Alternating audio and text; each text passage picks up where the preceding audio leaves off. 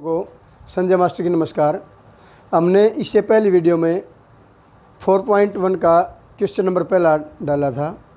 अब इसका जो 4.1 है उसका सेकंड क्वेश्चन का फर्स्ट पार्ट इस प्रकार, इसमें केवल आपने इक्वेशन तैयार करनी है, इक्वेशन को कंप्लीट सोल्व नहीं करना, क्योंकि जो क्वेश्चन पूछा गया है इसमें कहा गया आपने इक्वेशन तैयार करनी है। तो पहले जो सवाल इसकी जो रकम है, एक आयताकार भूखंड का अक्षेत्रफल 528 मीटर स्क्वायर है। अक्षेत्र की जो लंबाई है चौड़ाई के दुगने से एक अधिक है। भूखंड की लंबाई चौड़ाई बताइए। अब जो वास्तव में जो सवाल करते हैं तो उसमें रकम पर आधारित सवाल है, जिस बच्चों रकम समझ में आ जाएगी वो इस सवाल ने कर देगा, वरना नहीं होगा। जैसे ने कहा है एक आयताकार भूखंड।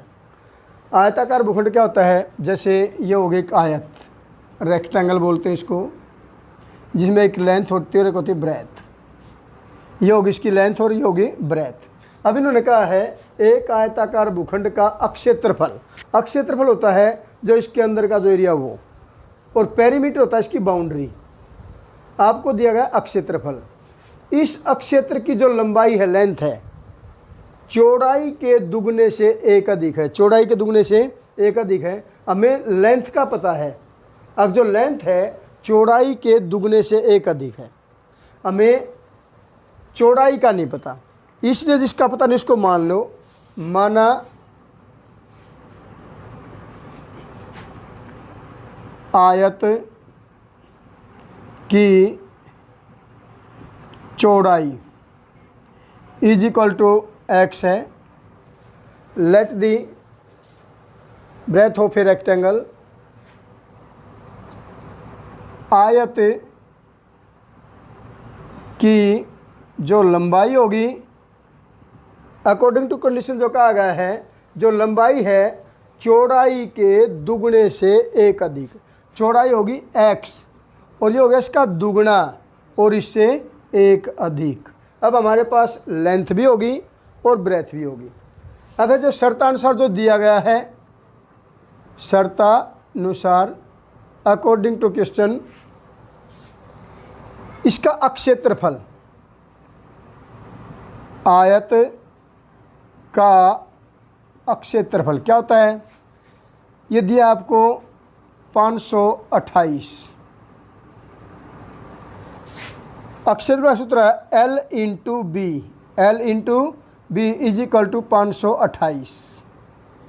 L है आपकी 2x प्लस 1 इंटू ब्रेथ कितनी है x और इज इक्वल टू 528। अब ये जो x है इन दोनों के साथ गुणा खागा।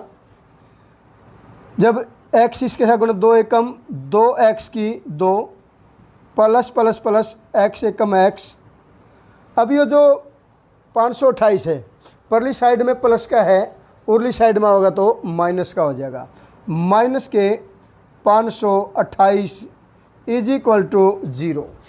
अब 2x की 2 प्लस x माइनस 528, ये आपकी इक्वेशन बन के तैयार हो गई। और इस क्वेश्चन में केवल इक्वेशन ही तैयार करनी थी, इसलिए अब जो अपना अगला क्वेश्चन होगा वो इस प्रकार होगा। आपने इस क्वेश्चन में भी केवल पूर्णांक ही बताने हैं, इसका आपने केवल इक्वेशन तैयार करनी है। रकम को ध्यान से पढ़ो। 2 क्रमागत, क्रमागत का मतलब होता है लगातार, कंसिक्यूटिव। 2 क्रमागत धनात्मक, धनात्मक तो जोड़ वाले प्लस के पूर्णांक कोई भी नंबर जिनका गुणनफल यानी कि गुणा 306 है, वे पूर्णांक ज्ञात कीजिए। पहले बताए, पहले रकम को ध्यान से पढ़ो। जैसे 2 क्रमागत लगातार धनात्मक जोड़ वाले पूर्णांक जिनका गुणनफल 306 है, वे पूर्णांक ज्ञात कीजिए। तो हम क्या करेंगे? माना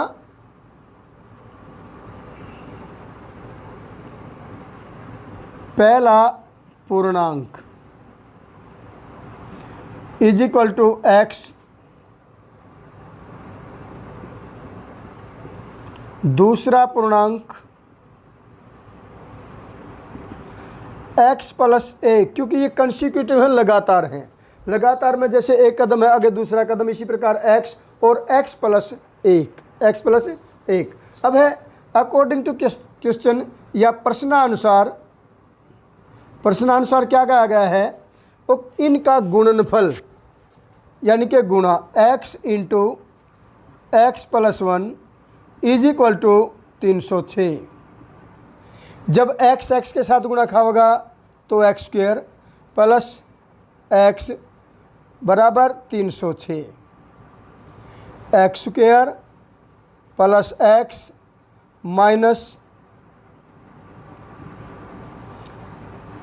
306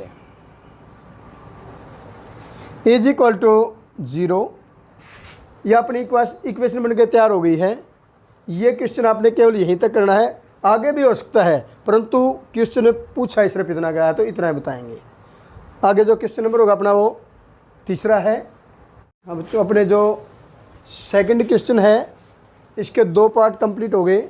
अब जो तीसरा पार्ट इस प्रकार है, रोहन की माँ उससे 26 वर्ष बड़ी है।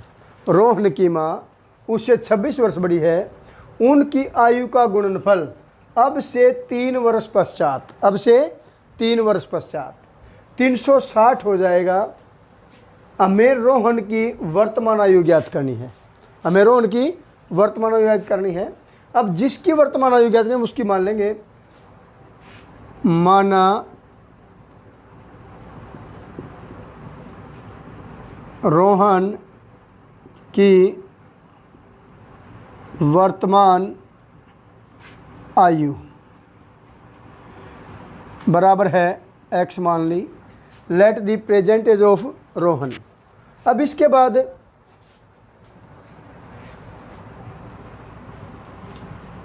रोहन की माता की आयु बराबर है x प्लस 26, क्योंकि जो रोहन की माँ है वह रोहन से 26 वर्ष बड़ी है। अब जो इन्होंने शर्त रखी है वो है 3 वर्ष बाद। अब 3 वर्ष बाद होगा तो रोहन की भी 3 वर्ष बाद की आयु चाहिए और रोहन की माता की 3 वर्ष बाद रोहन की आयु is equal to x plus 3 वर्ष बाद माता की आयु x plus 26 plus 3 equal to x plus में 29 होगी। अब है जो शर्तानुसार अकॉर्डिंग टू कंडीशन है,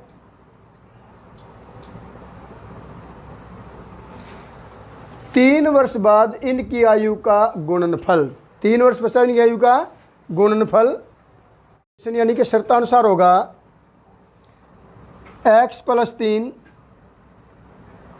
into x plus 29 is equal to 360 हो जाएगा। यानी कि ये तो होगी रोहन की 3 वर्ष बाद की उम्र और ये होगी रोहन की माता की 3 वर्ष बाद की उम्र। 3 वर्ष बाद की आयु का जो गुणनफल है वो 360 है। अब इसको सरल कर दो, जैसे x जब इस x के साथ गुणा खाएगा तो x square plus plus plus plus के 29x, नंबर आएगा 3 का, प्लस प्लस प्लस 3 एकम 3x प्लस प्लस प्लस 29 दिया 87 इज इक्वल टू 360 होगा। x की 2 प्लस के 32x प्लस के 87 minus 360 is equal to 0। x की 2 प्लस के 32x, अब 87 प्लस के हैं और 360 माइनस के हैं। अब इसमें जो ज़्यादा है उसी का निशान होगा, माइनस का 360 में 87 जाएंगे, 10 में से 7 गए 3, यहाँ बच गए 5, 15 में से 8 गए 7 और 2, 273 इज इक्वल टू 0। अपनी इक्वेशन बन के तैयार होगी। जो अगला सवाल है वो इस प्रकार होगा। तो क्वेश्चन है सेकंड पार्ट का चौथा क्वेश्चन। ये इस एक्सरसाइज का लास्ट क्वेश्चन है, सबसे ज़्यादा इम्पोर्टेंट है। ये क्वेश्चन आने के बाद 4.3 एक्सरसाइज आएगी, उसके सारे के सारे क्वेश्चन अपने आप ही समझ में आ जाएंगे। तो इस क्वेश्चन पे ज़्यादा जोर लगाना है। ध्यान से देखो इसको। जैसे एक रेलगाड़ी 480 किलोमीटर की दूरी समान चाल से तय करती है। यदि इसकी चाल 8 किलोमीटर प्रति घंटा कम होती तो वह इसी दूरी को तय करने में 3 घंटे समय अधिक लेती। रेलगाड़ी की सामान्य चाल ज्ञात कीजिए। वेरी वेरी इंपॉर्टेंट सवाल है। इसमें सबसे पहले क्या करेंगे, हमें बतानी रेलगाड़ी की सामान्य चाल। तो हम सामान्य चाल मानेंगे, माना रेलगाड़ी की सामान्य चाल is equal to x kilometre per hour. x kilometre per hour कम करने पर चाल x माइनस में 8 किलोमीटर पर आवर। अब जो टोटल डिस्टेंस जो कवर करनी है पहले वो लिखो। जो कुल दूरी है 480 किलोमीटर। अब दो बातें ध्यान में रखनी है। जो पहले है ये लाइनें बिल्कुल याद करनी पड़ेंगी अपने। जैसे 480 किलोमीटर की दूरी तय करने में सामान्य चाल से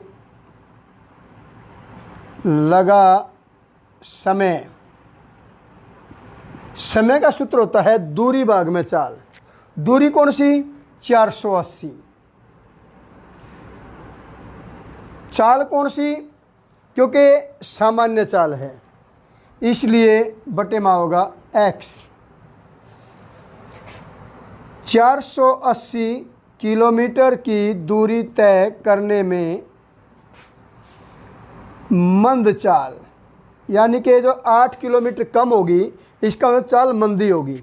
मंद चाल से लगा समय 480 बटे में x माइनस 8।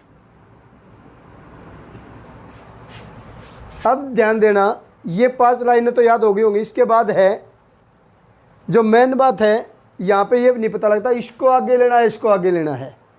क्योंकि देखो जो 480 किलोमीटर की दूरी तय करने में सामान्य चाल से लगा समय और ये कम चाल से, यदि चाल कम होगी तो समय ज़्यादा लगेगा और यदि चाल ज़्यादा है तो समय कम लगेगा। इसलिए इसका सूत्र बनावांगे हम अपने पास से।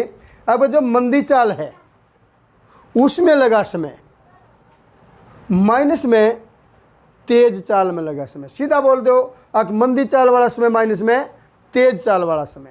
मंदी चाल होगी उसमें समय ज़्यादा लगेगा, इसलिए 480 x माइनस में 8 मंद चाल का समय माइनस में तीव्र चाल का समय 480 बटे में x इज इक्वल टू समय का अंतर। समय का अंतर ये थोड़ा क्वेश्चन बना लो अपना ये रकम। अब जो मंद चाल माइनस तीव्र चाल बराबर समय का अंतर, यानी कि मंदी चाल का समय माइनस में तेज चाल का समय इज इक्वल टू 3। अब इसके बाद इसको सोल्व करांगे। एलसीएम आ गया x माइनस 8 और x माइनस 8 से x माइनस 8 गया। x 480 से गुणा खाया तो 480x माइनस x से गया x, ये 480 बच गया, ये गुणा खाएगा x माइनस 8 से और इज इक्वल टू 3 हो गया। अब इसके बाद 480x, ध्यान देना ये 480 दोनों के साथ गुणा है, प्लस माइनस माइनस 480x हो जाएगा, माइनस माइनस प्लस 8, इसको किसे गुणा करेंगे 8 से, 8 0 0, 8 8 64, 8 चौक 32 और 6 38 बटे में x square minus 8x is equal to 3। अब जब आगे होगा ये क्वेश्चन, यहाँ से शुरू करते हैं। अब 480 किस चीज़ का है, प्लस का, 480x किस चीज़ का, माइनस का, ये दोनों आपस में ख़त्म हो गए क्योंकि 480 प्लस का, 480 माइनस का। अब ये 3 इसके साथ गुणा खा जाएगा, 3x की 2 plus minus minus 3 8 24x is equal to, इसका बटे 1 माने क्रॉस मल्टीप्लाई है तो 38